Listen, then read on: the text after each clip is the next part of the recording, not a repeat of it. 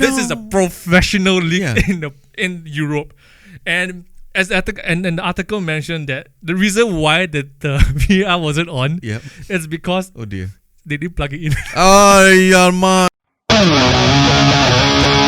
442DUDES.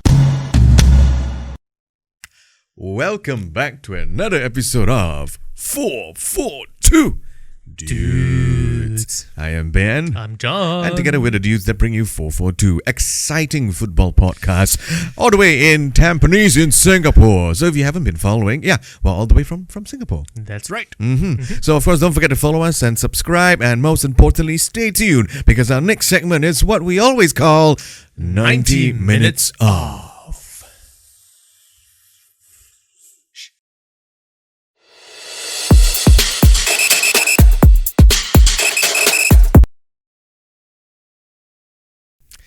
Alright, here we are for 90 minutes off, and for this episode we will be focusing on certain players.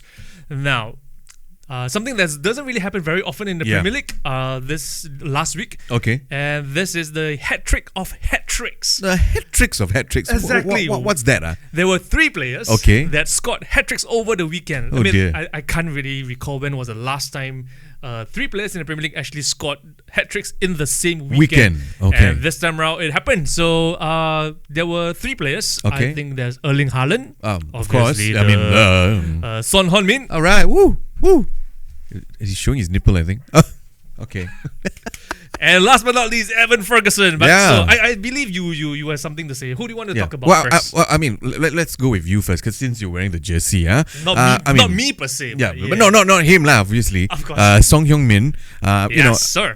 I think he's still living up to the name, the reputation, being that Asian player, just making his mark in the English Premier League. I think well done to him, and the goals he scored. I don't just want to focus on his hat trick, but I think his leadership. Ever since given that captain's armband, right. I think really he has proven why he was chosen to be, the captain. And I think his support for the Australian guy. What's his name? I cannot pronounce. Okay, Ange. Ange.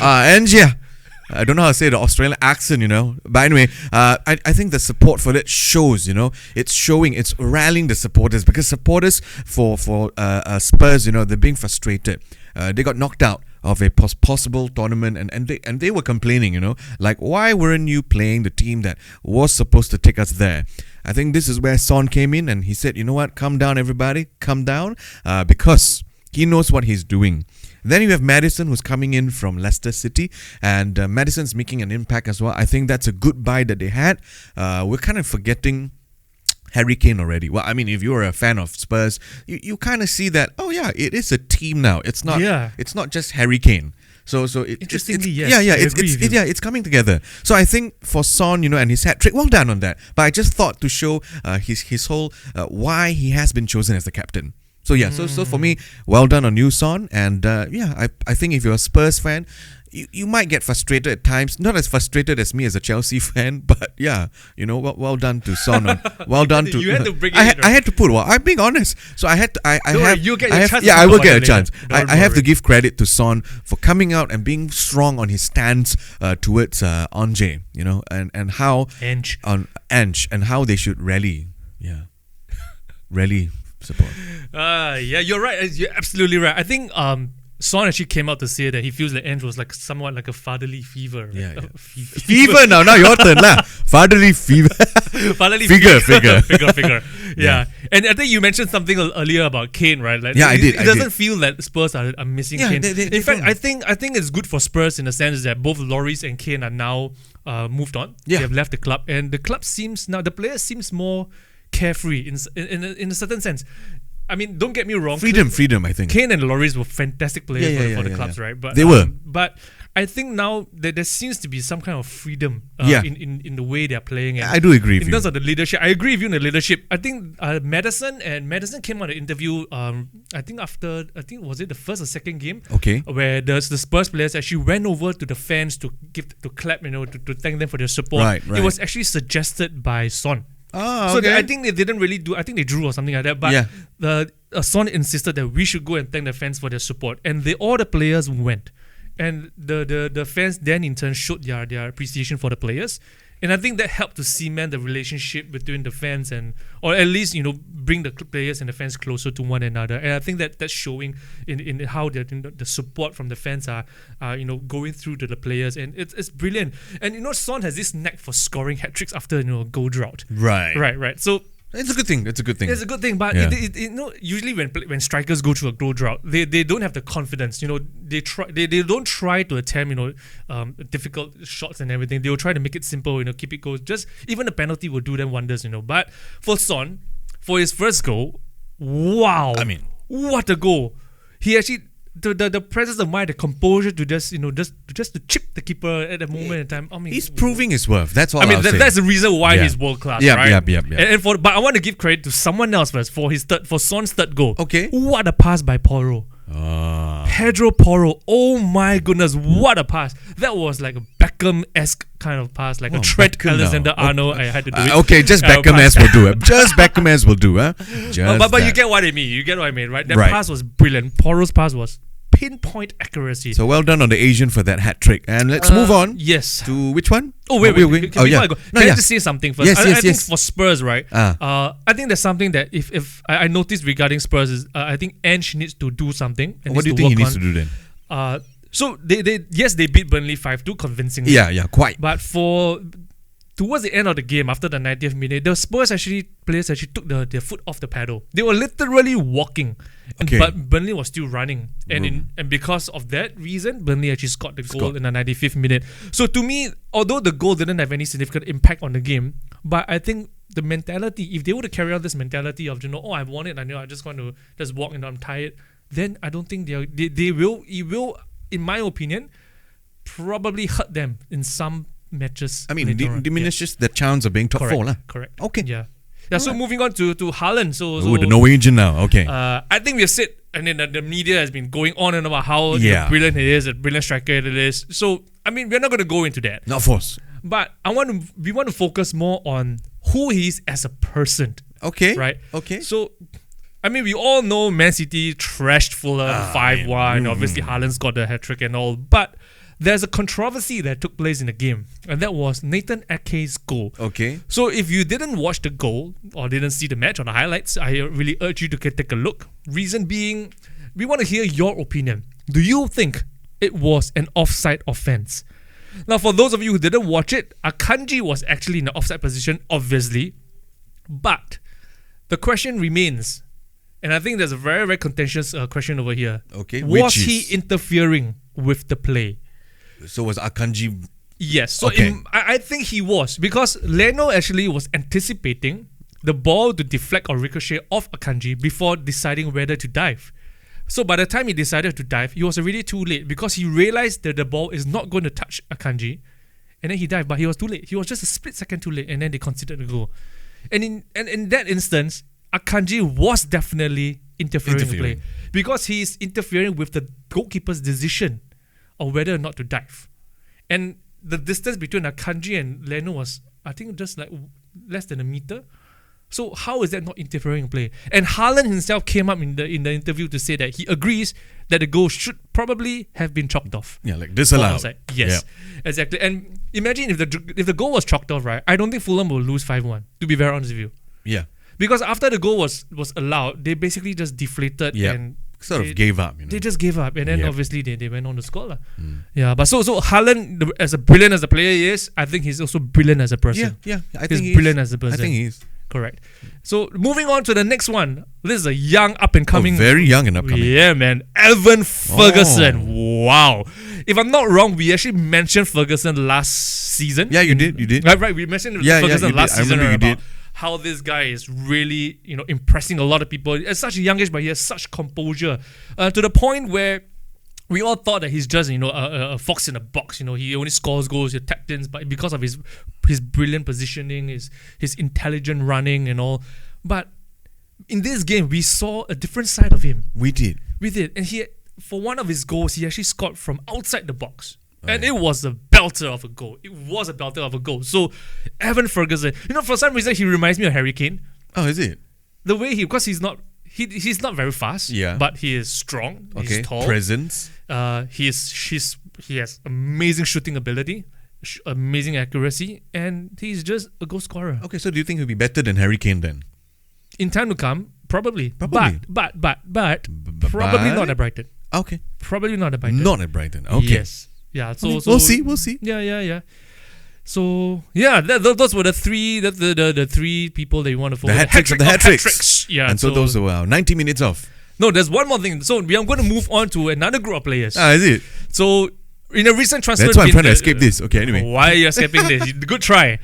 So in the recent transfer window, there was a lot of hoo-ha about the 100 million players, whether they're really worth the price tag. So let's do a simple comparison, all right? Okay. Let's do a simple comparison between the new 100 million midfielders. Okay. There's only one previous one, Jack Grealish, but we're not going to talk about him. He's yesterday. The news. Let's talk about the new 100 million midfielders. All right, let's go. All right, so first up, let's move away from the Premier League for a while. Okay. And let's go to England's current Golden Boy. Oh. And in fact, he's actually in the running for the European Golden Boy. Okay.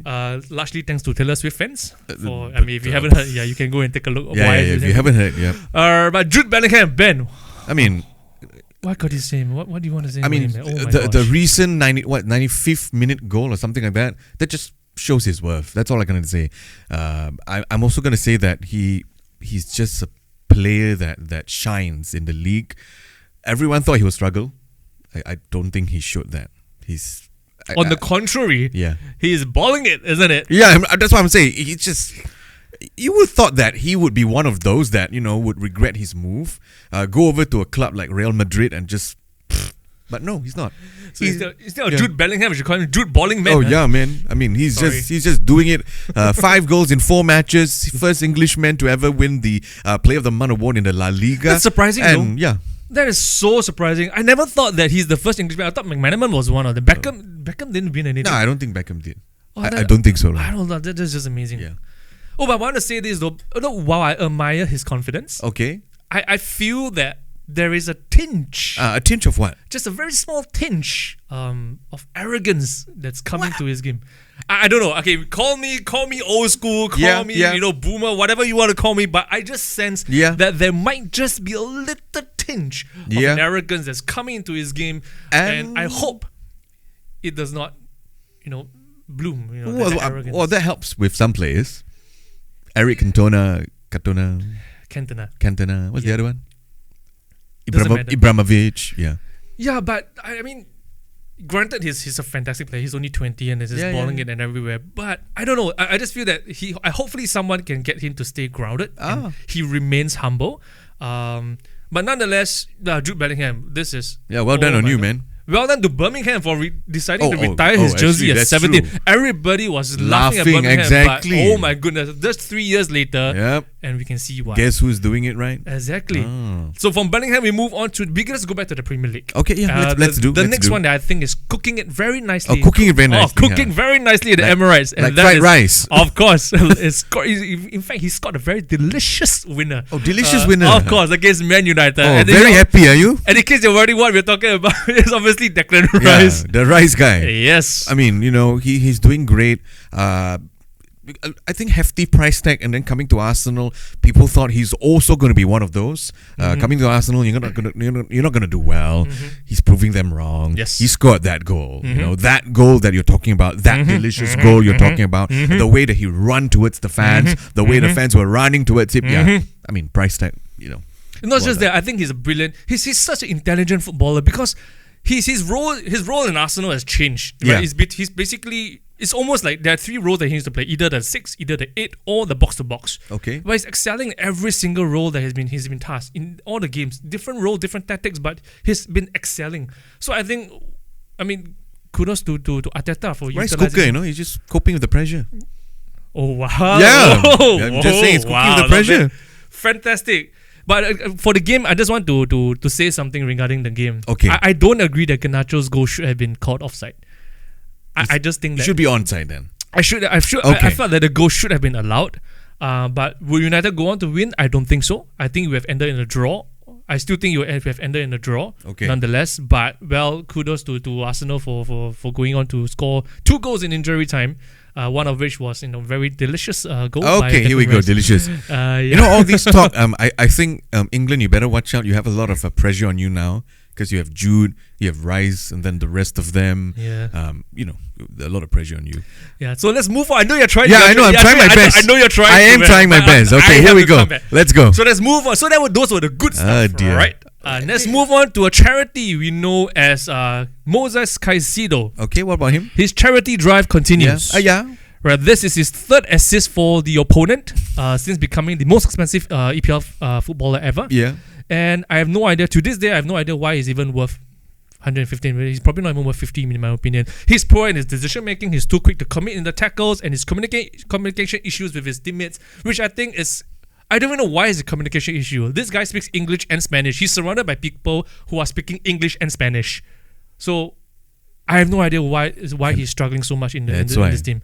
But nonetheless, well, we'll see. It's just the beginning. It is. Hopefully, he gets to live up to his price tag. But unfortunately, in the recent game against Argentina, he was left, clutching on the blades of the grass by McAllister, a Liverpool player who only cost 35 million. We'll probably be in 5th position this season. Thank you. Well done. Yeah. Okay. So last but not least, there's something good Yeah, there is. I have to say there is. It's the sandwich method, isn't it? We start good, we go to the and then we find the end of it.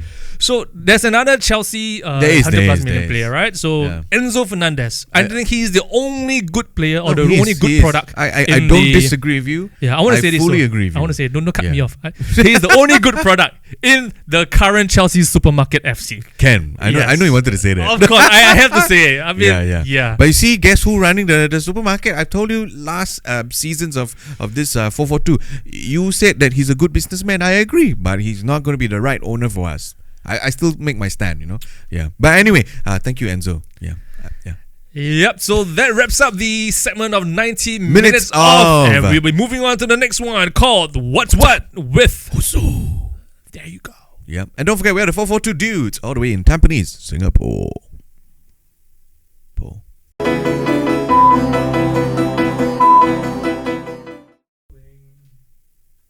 And welcome back to What's What with Who's Who. No bad, got chemistry, Yes. Okay, so in What's What with Who's Who, we are going to be speaking about the current interesting happenings in the world of football. Or if you're living in, New York, it's soccer.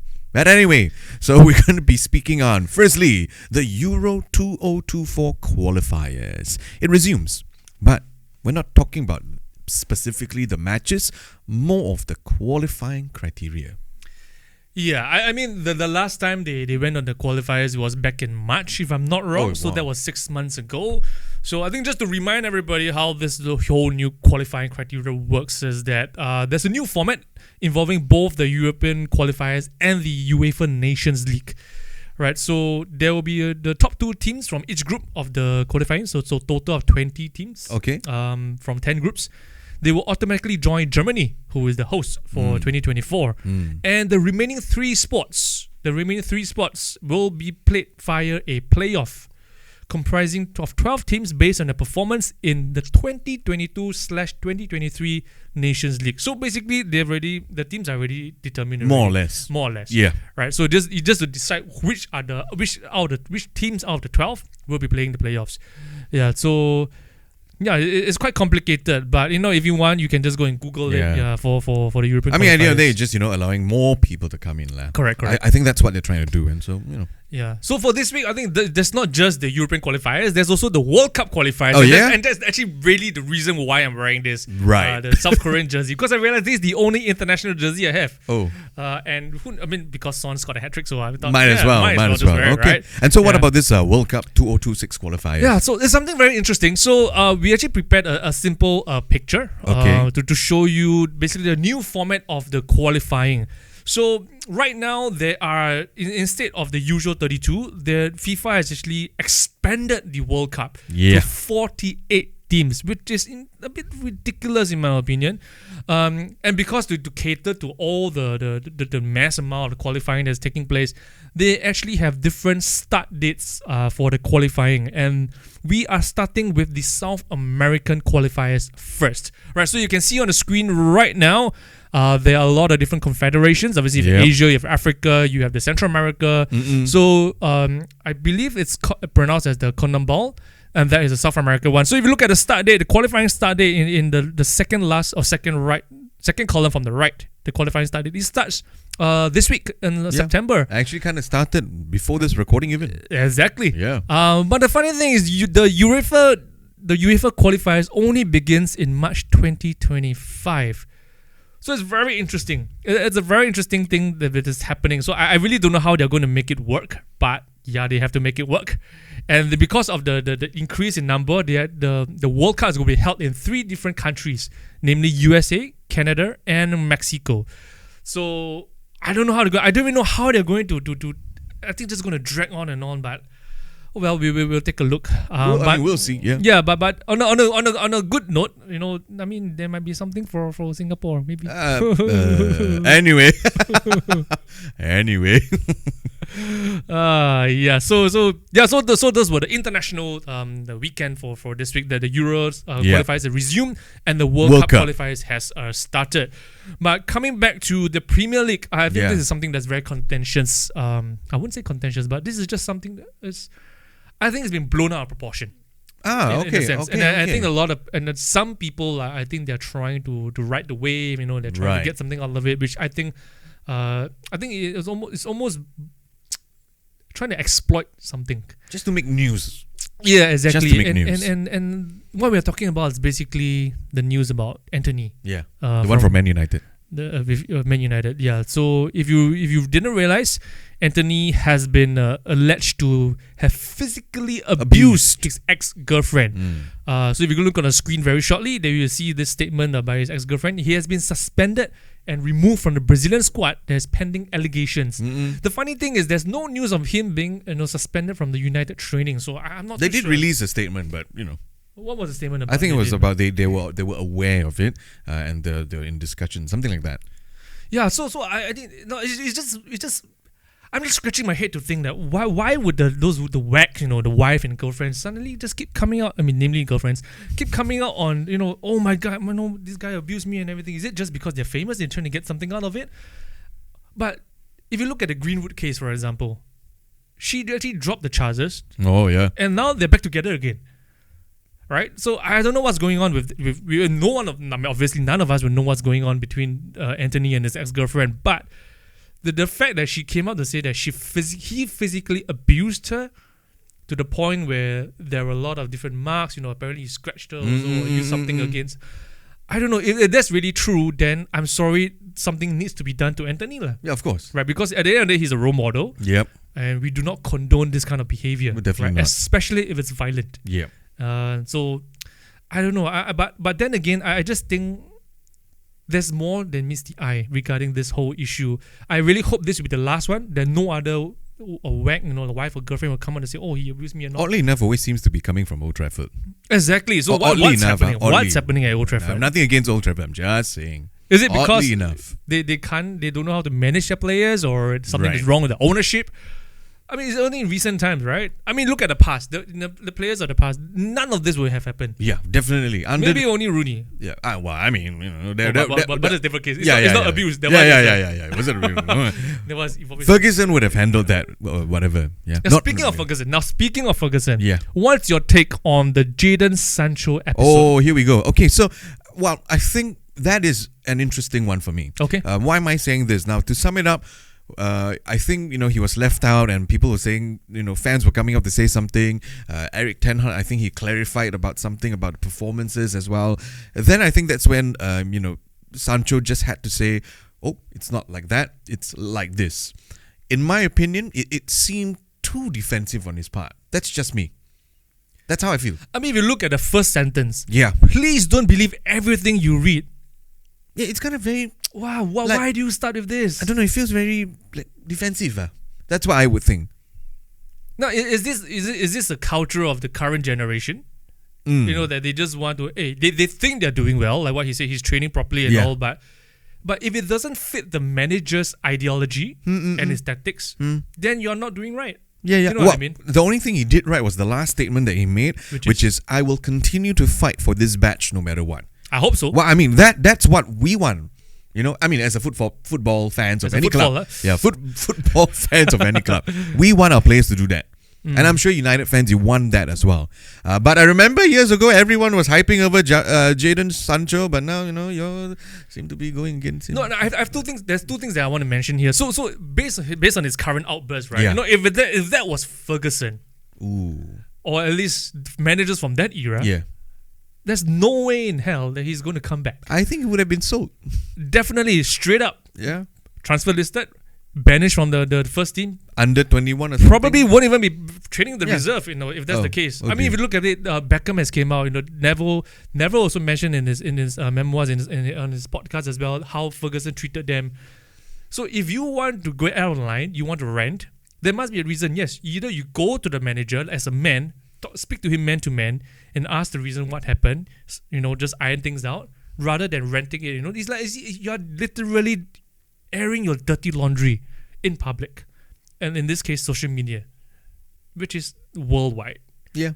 And for all you know, it's just rubbish. There's nothing. Actually, it's just a small thing, but you are trying to blow it out of proportion. That's what it is. I mean, it's I don't know. I really don't know what's going on in United. Right? It's not just... we don't know. And now I just want to understand, what is Maguire's and McTominay's thoughts? Oh, yeah. Because they are also in a similar predicament, isn't it? They're left out of the starting lineup. They're not really... So what is Maguire and McTominay's take to all this? Are they also, you know, trying to rant, or they're trying to bottle it up? Or have they, you know, be behaving like a man should when, you know, going up to Ten Hag and asking him exactly what's wrong with my game? What should I do to improve? I think that's what you should be doing, right? So how do I get back into the team? What should I be doing? What do you want to see? What are the tactics and the strategies that you want to see from me, so that I can play an important role in the team once again, rather than ranting on social media? Yeah. Because I think that what Sancho has done is absolutely bullshit and reflective of the current generation. I'm saying it out there. Yeah, he's saying it out there. Really, what I think he should be doing is you know, be a man, do the right thing. Yeah, like Russell Peters said. That's a very weird person to quote. But then again, the other question, I did mention two things, right? So the second question I have is, does Ten Hag have a man management issue? Ooh, throwing to all you Red Devils fan out there. So does Erik Ten Hag have a man management issue? Okay. What's your take, Ben? Well, again, I'm not a United fan, but it does seem that there are different players that he seemingly cannot handle. But on the other hand, if you look at it from an outsider point of view, maybe he's handling it by just taking the trash out. You don't work for me. I mean, you don't work in my system. You're off. You don't work for the formation that I have for you. You're off. Like a citizen Ronaldo. Yeah. And if you complain too much, you're out. So yeah, that's how I see it. But the funny thing is, he's buying all the Ajax player. Okay, anyway. Well, everybody is. Do you know the Ajax? There were three players that fell out with Ten Hag. Oh, is it? Noah Lang fell out with him at Ajax. Okay. Armin Younes fell out with him at Ajax. Okay. Andre Onana fell out with him. But there's a but. Yes, there is a but. They made up. They did. That's why they come back. That's why he came at United. Not just that, in United, Rashford was actually one of the players that actually fell out with Ten Hag as well. I think it was a very silly incident. Rashford was late for training and he was duly punished. He wasn't happy. But I think there was a very good conversation between the two of them, and Rashford came back. And when he came back, Rashford just turned. And he actually scored 30 goals. He ended the season with 30 goals. And for some reason, he's not part of the list of nominees for Ballon d'Or or whatever shit. But yeah.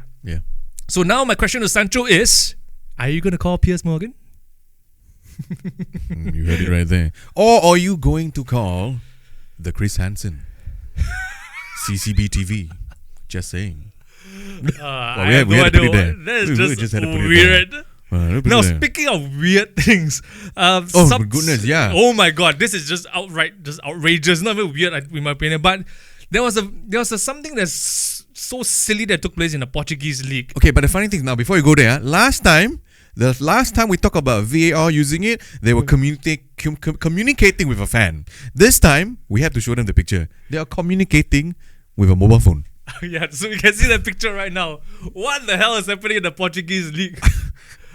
So apparently, I was reading the articles. Okay, what do you say? Okay, basically, before we go there, what this picture is telling you is basically there was a penalty decision. The penalty was given by the referee. Okay. But there was a VAR check. Okay. So the VAR actually told the referee, hey, you need to go to the screen to have a second look. Okay, so why? Yeah, so when he went to the VAR, okay, he realized it wasn't turned on. The VAR wasn't turned on. So initially they thought, it was a power failure. Right. But the stadium lights were still on. Okay. The music was still ongoing. Oh dear. But for some reason, only the VAR wasn't working. So in order to find out more, he actually called the VAR on the mobile phone, and whatever they were talking about, and then they say, okay. So he finished the phone call and said, no penalty. This is a professional league in Europe, and as the article mentioned that the reason why the VR wasn't on is because they didn't plug it in. Oh, really? They didn't plug it in. Leave it Someone failed to plug it in. I'm telling you, there's someone banging in that VR room, which explains why the wire came off. Who's abusing? Okay, anyway. Anyway, yeah. I think that's sorry. How? Why? I mean, I didn't know of that until now. Really? Yeah, I think is that all. Yeah. So anyway, that's what's what with Fusu, and I like how we concluded with that. The VAR wasn't plugged in kind of portion. So if you're not plugged into our channel yet, remember, stay plugged in. That's what we want you to do. Stay plugged in, and we are the 442 Dudes. I'm Ben. I'm John. And we are from the little island of Singapore, and again filming in the great part of the island called Tampines. And so this is the 442 Dudes, brought to you by CCBTV. Don't forget to subscribe. See you next week. 谢谢哈你们。对了，就是佳明，然后伟阳。안녕。